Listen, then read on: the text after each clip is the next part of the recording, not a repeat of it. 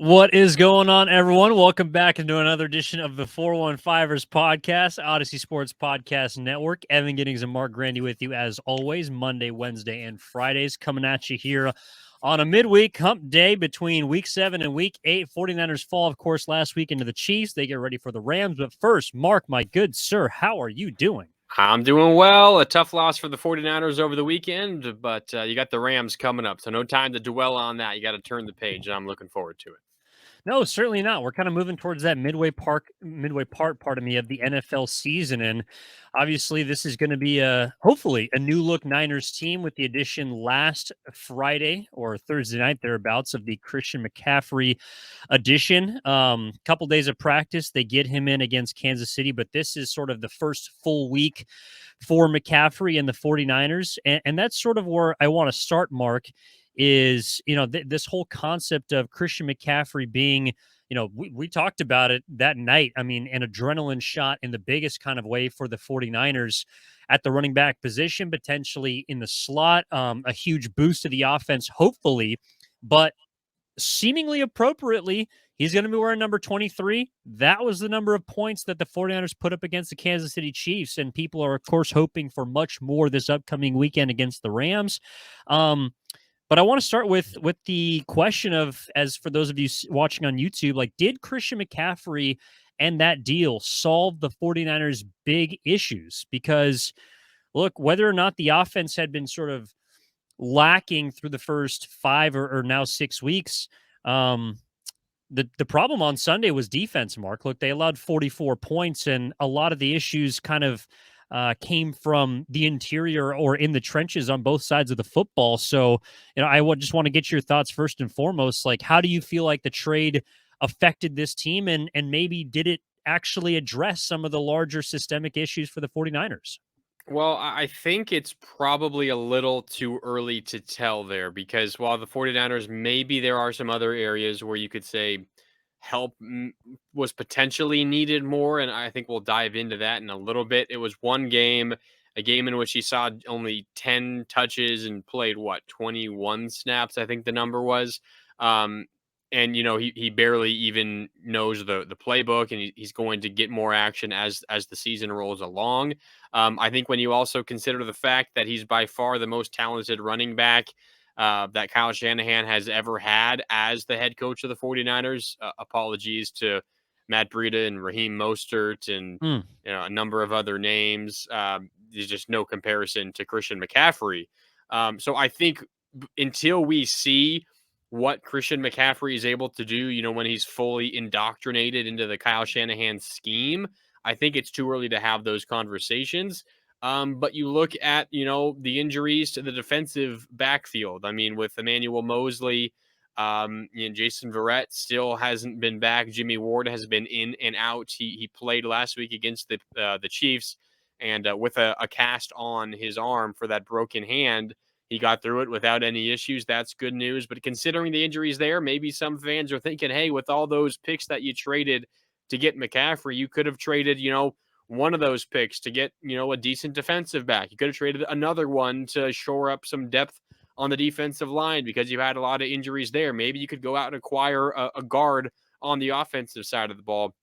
I think those are all fair points, fair arguments. Maybe you would like some more help there, but I'm not sure that this is a conversation that the Niners are even entertaining until they see what Christian McCaffrey looks like fully in this offense. And we're not going to know that for, probably another 2 weeks. So I would probably hold off on making any, declarative statement in that regard to this point, just because we're not really sure what McCaffrey is going to do to the offense when he's fully ready. And if last week on only 10 touches is any indicator, I think it's going to be fantastic because even in his limited touches, he was pretty phenomenal. I mean, 10 touches, about 6.2 yards per touch.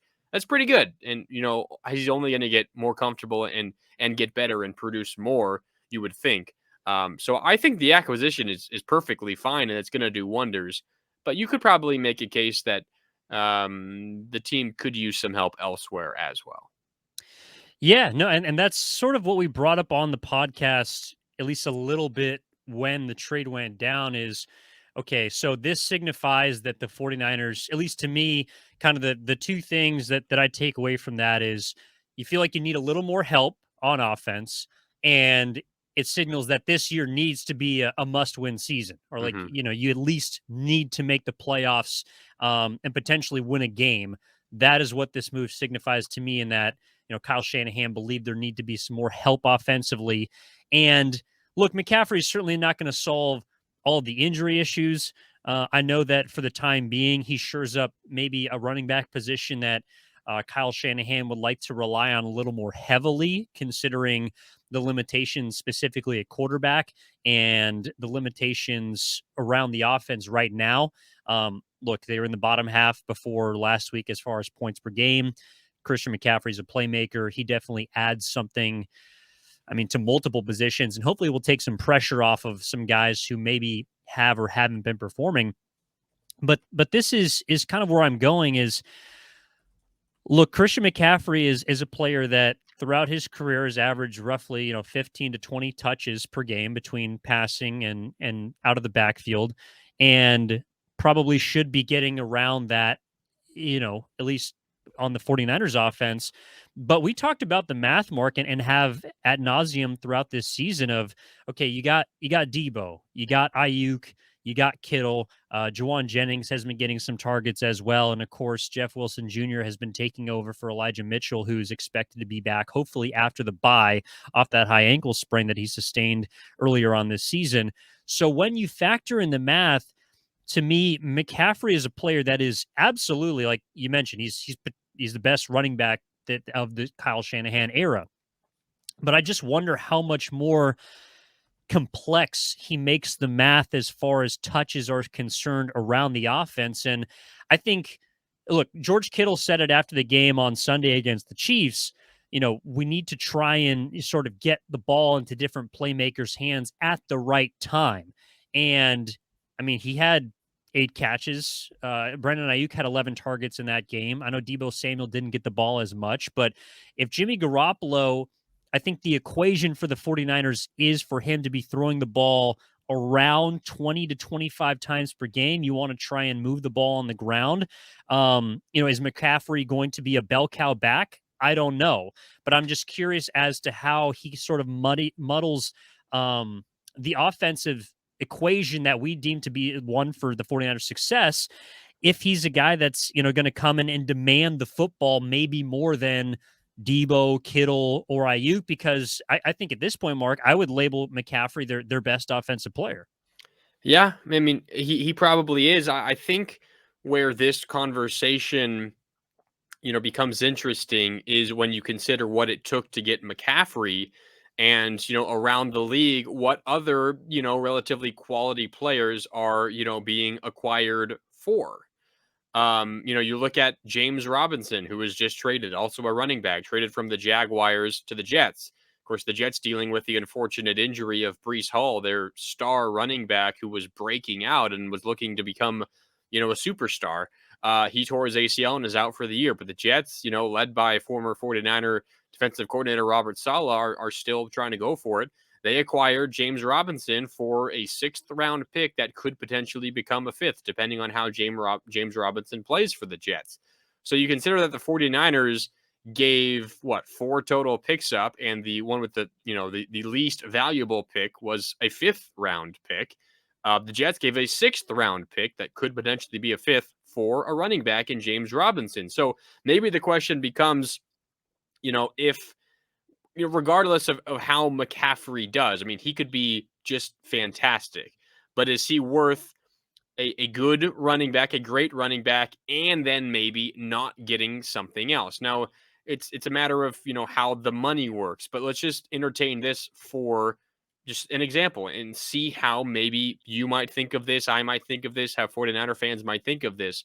Would you rather have Christian McCaffrey and just Christian McCaffrey as an acquisition during this regular season, or someone like James Robinson, again, for a 5th-round pick at the very most, and maybe another cornerback from a different team? I mean, there's been, some bigger names. You think maybe Someone like, I don't know, Marcus Peters on the Ravens, who's at the end of a contract. Sidney Jones, a corner for the Seahawks. They're going young. They've picked really well this recent draft. Would you rather have two players, neither of whom are nearly as, you know, popular or, marketable or have done nearly as much in the NFL as Christian McCaffrey has?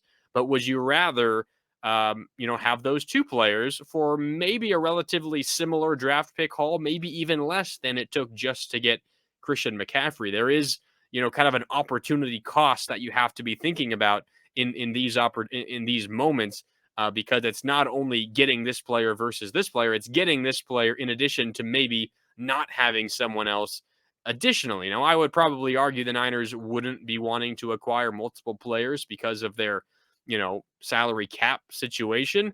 But we've seen teams be really creative with that in the past, and they probably could have found a workaround. And maybe they tried to. Maybe there just weren't any quarterbacks or defensive linemen or offensive linemen that they thought was worth requiring. But I think that's where this conversation becomes interesting. Yeah, I'm with you. I also think it starts with where those players, number one, were drafted, and two, what the asking price was before the trade went down. So Christian McCaffrey is obviously a former first round pick. The fact that the 49ers got him for 4 picks, the largest of which being, of course, that second rounder next year. Maybe you could say that the Carolina Panthers, who were asking initially for multiple first round picks, kind of settled a little bit. I'm not exactly sure what the Jaguars were looking for James Robinson at the start, but he's an undrafted player, and they're also trying to make way for Travis Etienne, who is a much more valued pick coming out of Clemson. So maybe they're willing to move off of him for a little less. I do think you touch on an interesting point, though, as far as another player, because the first thing that comes to my mind is, look, the trade deadline last year for the 49ers was largely uneventful. Yep. But they did pick up a player that was valuable as far as their depth this season is concerned, in Charles Omenihu for a late round pick, a 5th-round pick, one of the picks, and like you mentioned, the lowest pick that was involved in the Christian McCaffrey trade. That's a player now who, maybe he shouldn't be playing a large percentage of snaps, but is a valuable member of what we believed at the beginning of the year to be the deepest defensive line in football. So, if you look at his PFF grades, he's kind of a middle tier type player, but that depth is valuable. So that's at least where my mind went when you were talking about replacements when those picks are concerned, and what could affect this year, because I know that keeping those picks allows you to potentially replenish your pool in ensuing years. But Kyle Shanahan and this front office is telling you, look, this is the year we're going all in on this season. So as far as what could be helpful to the team now, my mind does wander a little bit. Could you have added another defensive lineman? Could you have added another cornerback position or an offensive lineman? Players in the trenches where they were beaten badly against the Kansas City Chiefs and also against the Atlanta Hawks. That is, to me, where my mind begins to wander and sort of evaluating, okay, well, was McCaffrey worth it? Because he's going to be a big boost, hopefully, to the offense and help you sort of make up for the rest of those holes. But also, you might have been able to use that capital to shore up some of those patch positions that are affected due to the amount of injuries you sustained. Yeah, and I'm with you there. It's an interesting conversation, and I'm sure it's one that the 49ers had. I mean, if they didn't have that conversation, they didn't do their due diligence, then that's on them. I'm sure this was a conversation that they've had, and I can already, see, if you're watching on YouTube, I can see the comments rolling in on YouTube right now. I can see, Niner fans tweeting at us like, "Oh, you don't want Christian McCaffrey after one game." That's not at all what we're saying. I mean, if you listen to the emergency episode of the 415ers right after the Christian McCaffrey deal went down, I mean, we were both, ecstatic and surprised and, happy that the Niners pulled the trigger on something like this, which they normally don't do. And I started off this whole conversation by saying, I think it's too early to be, talking about should they have done something else, because we really don't know what Christian McCaffrey will transform this offense into. It's too early. I agree. So, if you're writing that YouTube comment right now, erase it. We understand. Yeah, but, we definitely put the cart before the horse, I think, on that Thursday night with Christian McCaffrey. And yeah, I mean, I still think, if you ask me right now, Would you rather have McCaffrey or, maybe two lesser players and positions aside? I think I would still choose Christian McCaffrey because he is a once in a lifetime football player that's more than just a running back. And you can say what you want about Kyle Shanahan's history with running backs. One, they tend to get hurt. If it's just bad luck, okay, it's bad luck, but that's the trend. And the other thing is he's had success with running backs, where he didn't need to invest nearly as much capital as he's invested in Christian McCaffrey. Those are all fair arguments. But I will say at this point, I think what he can make this offense into and what he can transform this offense into once he gets fully, comfortable in this scheme, I think it will be worth it. So I think at this point, I would still say no. I think the Niners, made the right choice. It's a gamble, certainly a gamble, but I'm not convinced that it's not going to pay off yet at this point. Yeah, I think it's a gamble that the fan base is happy about. I mean, that's what you want to see, right? If you have a team that is worthy of contention, at least I mean, I still think they are in the NFC, especially, then you want to see your team go all in. And that's certainly something that we'll be keeping tabs on throughout the season.